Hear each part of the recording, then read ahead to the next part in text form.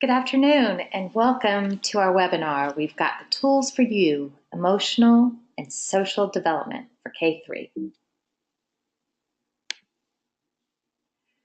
We've done our sound check already, but if you are having difficulty with audio, please just put a question in the chat box or in the question box and we'll do our best to assist you. My name is Cindy Dewey and I serve the Piedmont Triad region as a consultant for the K-3 formative assessment process. Hello everyone, I'm Darlene Germano and I serve the North Central region. Our agenda for today includes a grounding in research. We'll talk a bit about the importance of the classroom environment for promoting the formative assessment process. We'll also share with you critical components and how the construct progressions serve as tools, and we'll discuss this throughout the webinar as we're talking about strategies. And then we'll reach out to you to share your professional wisdom with us and your strategies as well. So let's get started with grounding our work in research. Why focus on emotional and social development? We have some compelling research to share with you. We've learned a great deal about the importance of emotional and social development and its impact on both academic performance and long-term life outcomes for our students. So there's some compelling research that shows us that by focusing on emotional and social development, our social competence for our students, we can see an 11 percentile point increase for our students and also some pretty compelling life outcomes. So we particularly wanted to point you to this research by the Robert Wood Johnson Foundation. This was a nationwide study, and it was also a longitudinal study. So it started when students were in kindergarten and continued with them through adulthood. It also included a study group right here in Durham, North Carolina. So what we wanted to show you was that this study, when it included kindergarten students, the study was designed for teachers to observe their students, much like we do with the kindergarten entry, and support them with their social competence. And just calling your attention to the research on the screen, for every 1 point increase in a child's social competence score in kindergarten, look, they were twice as likely to attain a college degree, 54% more likely to earn a high school diploma, and 46% more likely to have a full-time job at the age of 25. So the work that we do to promote emotional and social development matters for our young learners, for their immediate academic success, and for lifelong outcomes. This and other research is part of the Emotional and Social Development Resource handout that you'll find in your dashboard that we described earlier. So that is one of your handouts.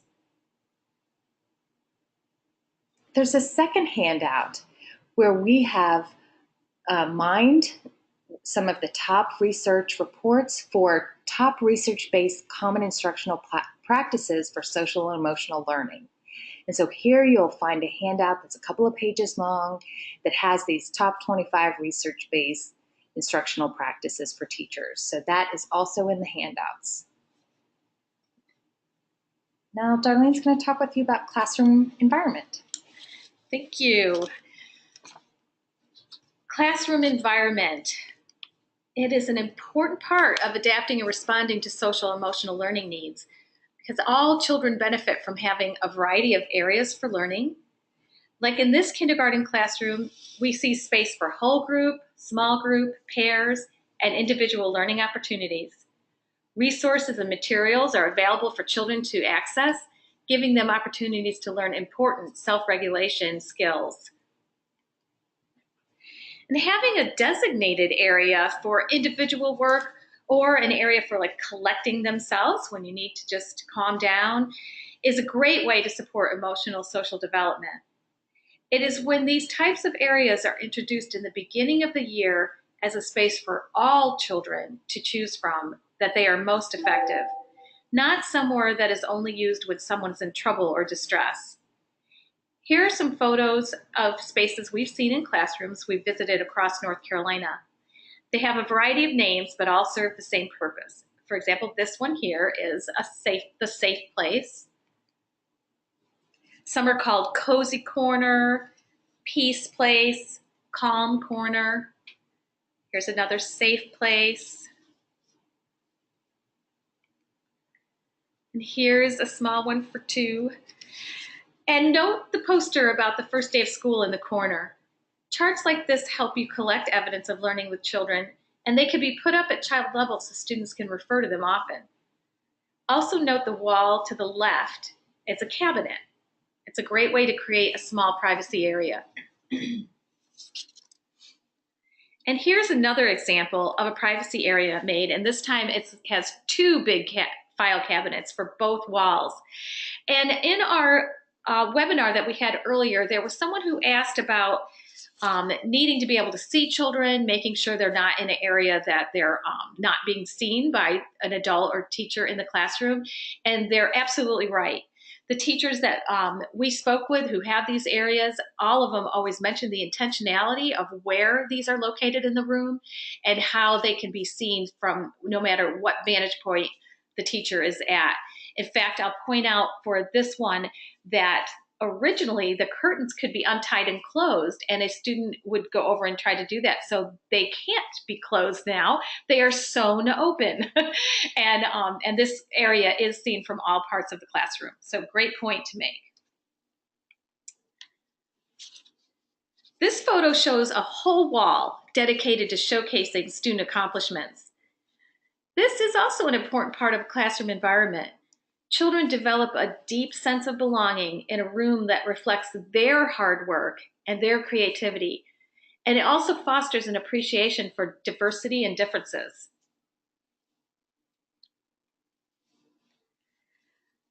I love this picture. This is another important part of a classroom environment, and it's involving families. This photo is a kindergarten classroom, and when you walk in the door, this shelf is to the left with photos of all the children and their families. And this classroom has a class tree instead of a family tree. It's a class tree. I love it. This is a little different. This is a world map with a question in the middle: where in the world are you from? Children learned in the beginning of the year about their heritage. They went home and asked questions, and they brought back in photos of some of their relatives that come from other countries. It could be their grandparents, it could be their parents, it could have been them, but any generation or looking into their past for their heritage, for their families. And then children are learning about diversity and aspects of each other's lives that expand their worldview and create a wonderful class community. And this can be referred to all year long. Simple things like reading a story and it mentions a kangaroo. You can jump up and be like, hey, Richard's family is from Australia. That's where kangaroos are from. And Richard gets all excited. He's really proud, and it has great conversation, and you can just use it all year long for all sorts of things. This also prompts great interest in each other and inviting family members to come and visit and talk about where they grew up or their childhood. All those kinds of connections just help in social emotional building and learning in your classroom. Now, in addition to the physical environment, class climate needs to be intentionally developed for your class. This photo is of a morning meeting in a third grade classroom. It's actually a wonderful video. This is a photo from a video, and the link is provided in the resource handout that Cindy mentioned earlier. We wish we could show it. Today we only have 30 minutes with you, but it's only about 6 minutes, and it's packed with great things. Taking the time to help children learn and practice skills on empathy, listening, sharing, leadership, patience, collaboration. She shows a lot of this in her video, and it's very important for all of the children to be developing these skills in the early grades. You can't expect them to all of a sudden be in 5th grade and know it all. We have to start in these early years. And encouraging the risk-taking and the real-world problem-solving. She connects to student interest And these children are learning to understand that mistakes are part of learning. This video is really pointing out a lot of things that are important for our class climate. And we know that you do a lot of wonderful things in your classrooms. And if you are an administrator or a coach, we know you're seeing it in the classrooms in your school. We would love for you to share photos of your classroom, your safe space, peace place, whatever you're calling it, your kids' work, or the way that you involve families in your classroom. As you share this with us, we are going to compile it and be able to share it in a variety of ways with teachers across the state. Everybody loves to see photos and to think about how they can increase their effectiveness with their classrooms. Please remember, no kids in the pictures because we don't have permission for that from you. And you can send them to me at darlene.germano@dpi.nc.gov. We also wanted to spend some time today talking about the critical components and constructs and how they fit together as you implement the formative assessment process. So here are the 5 critical components. Excuse me, and Darlene and I will highlight these components as we share strategies with you throughout the webinar. To start with, this is an excellent resource. It's called the Practice Profile. And so basically it profiles or describes the practice of the 5 critical components that you use as you implement formative assessment. And I wanted to point out to you this additional column here, the look fors and the open-ended questions. Principals and coaches and teachers that are serving as peer coaches for each other have found this to be really helpful as they are implementing formative assessment. So this practice profile describes what the 5 critical components are, what they look like in the classroom, and then what to look for. And that's one of the handouts that we've provided for you.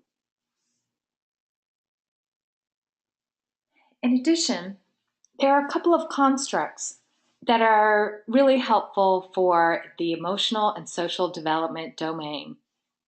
One of them is emotional literacy, and I'd like for us to just take a look at that together.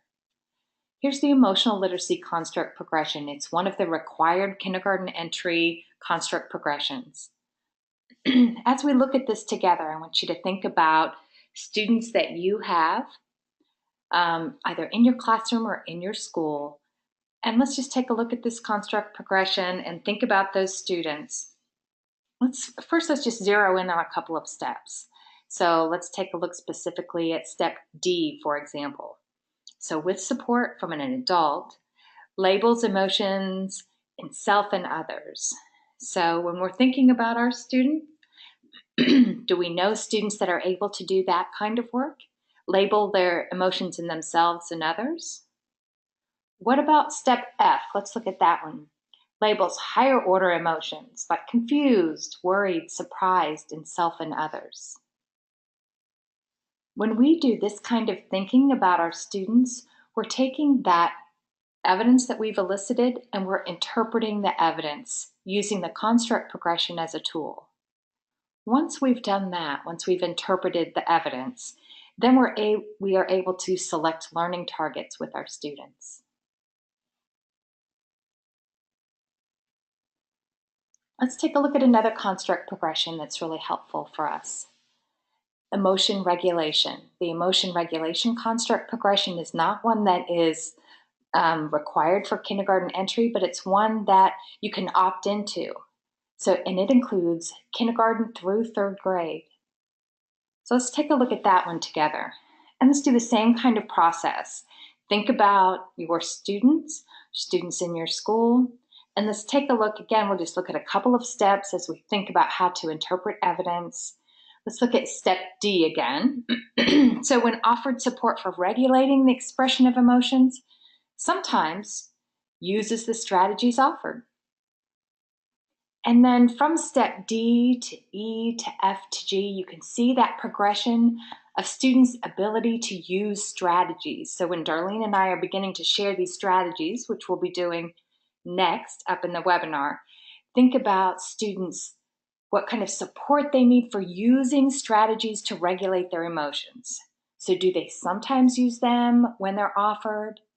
Do they consistently use them? That's step E when offered. Can they use them independently? That's step F. And can they consistently and independently regulate emotions using strategies that they've learned, right? So again, that kind of thinking is interpreting the evidence. Once we've interpreted evidence for the students in our classroom, then we can select learning targets. And generally, we're looking at this construct progression and selecting that very next step and supporting our students to move to that next step. And before we switch on to strategies, let's remind you that the full progressions are available on our state wiki, and we offer a quick guide for both of these too that's really useful for looking quickly at the progressions and ideas. And these are available in the handout that Cindy mentioned before with the resources. Yes, we tried to pack a lot in that handout because we were limited to 5 handouts for this webinar. And so we have one handout that links to several other resources. And I just posted the link to the state wiki in the chat box and in the question box. Nice.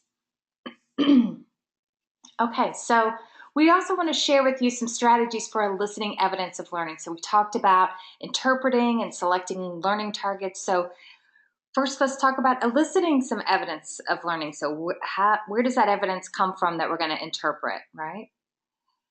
So one way to do that is to use storybooks. And we have some educators across the state that are using this particular storybook, both in Guilford County and in Stokes County. They use David Goes to School by David Shannon, and I think you can see why. The pictures in this storybook lead teachers to develop some fantastic prompts for students who are able to, or for asking students about their ability to label emotions in others. And this is one of my favorite books I wanted to highlight today. It can be used for kindergarten through 3rd grade. And it's the kind of book where you might just read one chapter at a time and then have a discussion or a writing activity after. One of the reasons I like it so much is it's typical scenarios. For example, one of the situations in this book is a girl whose friend talks with someone else in art instead of her, and she feels jealous. And another one is about 2 children who want to hold the class hamster at the same time. Things that happen every day in a typical normal classroom, not just the big explosions of someone hitting someone. And this book is also, the link is in the handout that has all the links, that one handout, and it's only $4.50. So I'd really like to highlight this favorite book. We also have available in the handouts a children's book list. And I am missing, here we go. This is from the website Center on Social Emotional Foundations for Early Learning. This website is in the handout, the other handout, the resource handout. You could just click on it. All of them are hyperlinks. You just click on it and you could go to it. CEPHL for short, so some of you may recognize that. And they have a lot of wonderful resources there. We're just highlighting a few today, but if you go to that resource, you will find many of them. This one is about 2 or 3 pages of books that are great for supporting students with emotional social learning. And here is a class routine. Children are walking in the first day of school, and they're being asked by the teacher and talked to about how they're feeling, and being able to help her put a sticky note up on 4 different emotions, and she's able to gather some evidence of learning very quickly in a very friendly manner as they walk in. And here's just another way to go about that.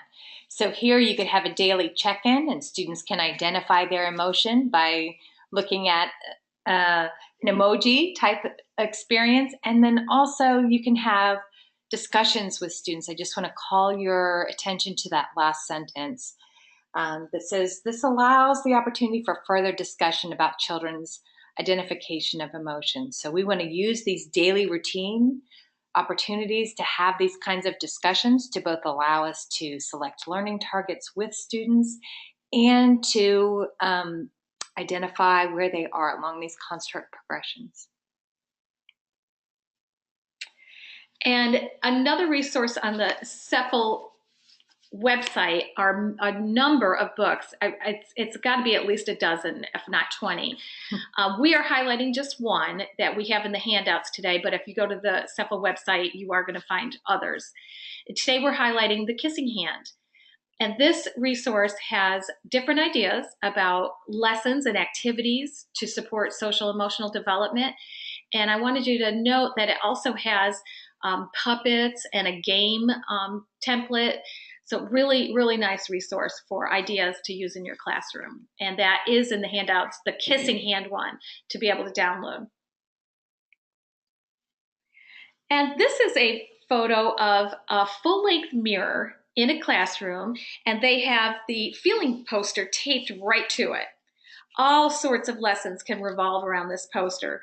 And we wanted to point out that the CEPHL website also has that resource. It's not in your handouts, this one, but if you go to that resource, that website, you will find this, and it, again, has even activities to go with it. So that link is in the one handout with lots of links. And notice how that this includes those higher order emotions that we were paying attention to on the construct progression. Embarrassed, nervous, frustrated, lonely. Yep. And now we're going to talk about some strategies that you might use for adapting and responding to learning needs. Understanding that a lot of these activities, you're going to be able to elicit evidence of learning and collect it. And other times when you think your intention is for eliciting evidence, you're going to be finding that you're also putting little parts in that adapt and respond to learning needs. They certainly flow. But with the lens of adapting and responding, let's look at this photo that shows some choice. Giving children choice is really powerful. And this photo shows how children were able to choose their own book for writing activity on a book review. And here's choice, where these children could choose not only if they were working independently or in small group, but also what kind of seats they preferred. Adapting and responding with music can really help some children. In this photo, notice the interactive whiteboard in the back. You see those bubbles along the bottom, and it says shh.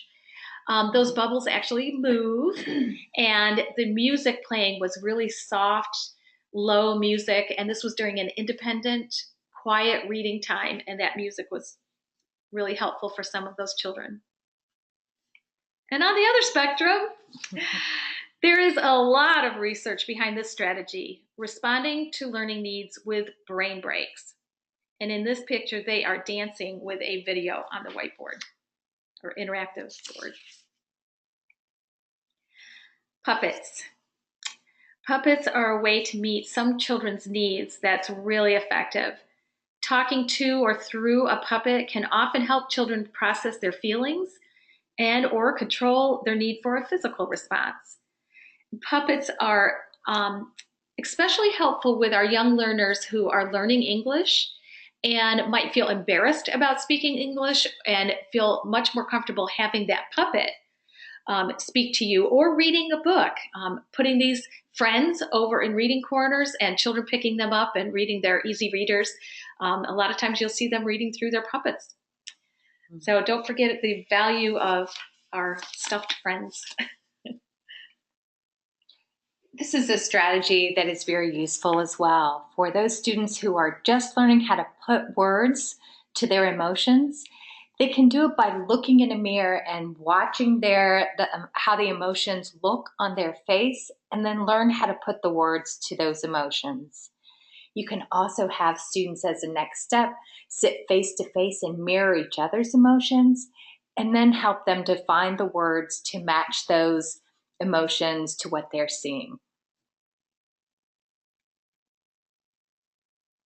This was such a fun PD activity. Teachers in Alamance Burlington school system recently made tools together called stress balls. And here you see Stephanie Slaughter from Alexander Wilson Elementary holding the stress ball that she created during that PD. And I just wanted to say that it really mattered to the teachers to learn strategies about how to use these tools. When we looked at the construct progression earlier, we noticed at beginning about that step D for emotion regulation.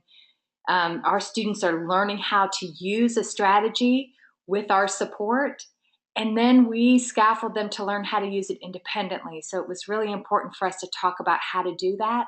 How do we model the use of a stress ball? How do we introduce that to our students? And how do we move them towards independent use of that to regulate their emotions? And then here's just a great picture of teachers in Alamance creating those stress balls together and the materials that it took. So we wanted to show this to you. We had bowls of flour. They were making their own funnels. They were pouring the flour into, you can see the Coke bottle there upside down that was feeding into a balloon. You have to blow up the balloon and put it over the bottle with the flour in it. And then they had markers and yarn that they used to decorate their stress balls. And I just wanted to give a quick shout out to the district implementation team that we worked with to collaborate for this professional development. So shout out to Robin Finberg and Krista Boyd and Lisa Thompson for this great session. And here's a place where we have an ask of you. We are counting on your professional wisdom, and we know you have tons of strategies beyond what we have shared here today. So we've created this Padlet. And from the webinar earlier today, we already have some strategies that people have shared, and we want you to add to this Padlet as well. So the way to do it is just to double click on it, and then you'll see here's where it came up. You'll see just a box come up where you can just type right into it and add your strategy. So we're looking for emotion regulation strategies, and I'm just going to delete that one I just put there. Nikki has put the link to the Padlet in the question in the chat box.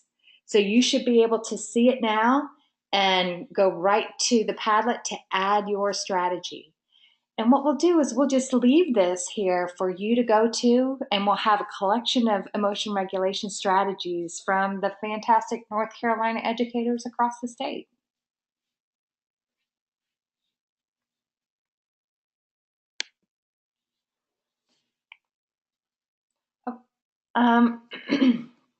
And here's another great resource for you. We linked this one into the handout.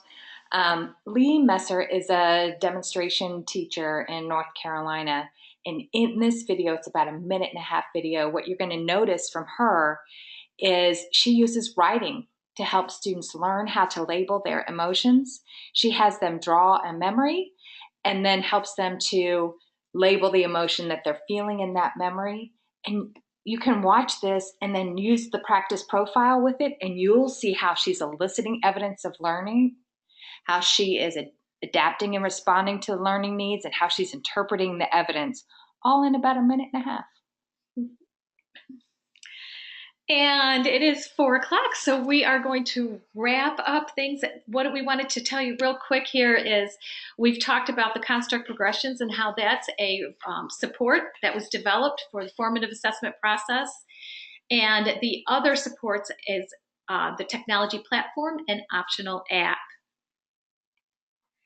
And in the technology platform, there are reports that are just awesome. They help you use the data that you've collected. Remember, we don't want to just keep collecting data. The whole purpose is to use it to inform your next steps in instruction. And there's reports that help group children, and there's reports for individuals, and there's reports to help you communicate with families and other educators. So those are all available, and that optional app is loved by many, many teachers. It helps make things go easier and capturing evidence quickly and not having to stop instruction to capture and just have it go smoothly. So that resource is also for our teachers.